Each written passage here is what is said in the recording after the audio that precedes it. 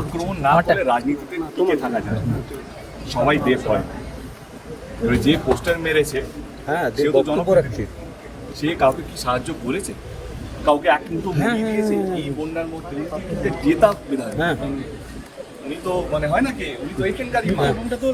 আমার তো আরো 7টা কনস্টিটুয়েন্সি আছে, কথা বলছে। দেখো, মানুষকে যে সেবা করে তাকে ঠিক আছে। এখন রাজনীতিতে থাকতে গেলে আক্রমণ না করলে আপনার নাম আসবে না, কাজ করলে তো কেউ চিনতে পারে না, কেউ জানতে পারে না। আমার মনে হয় আমার কাউকে কিছু বলার নেই। এই পোস্টার রাজনীতি, আমি যবে থেকে রাজনীতিতে আছি বা ঘাটালে এসেছি, সেই এইভাবে ওরা আমাকে সম্মান জানায়, দাদা এসছেন, দাদার জন্য একটু পোস্টার লাগাই। এটা এমন একটা ক্রাইসিস, এখানে রাজনীতি করে লাভটা কার?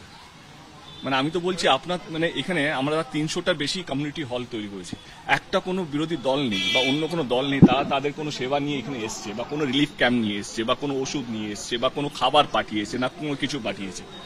যখনই শুনছি কিছু হলেই ঘাটাল মাস্টার প্ল্যান নিয়ে শুরু হয়ে যায়। ঘাটাল মাস্টার প্ল্যানটা করতে গেলে সমস্ত দলকে একসাথে আসতে হবে, এটা মানুষের জন্য।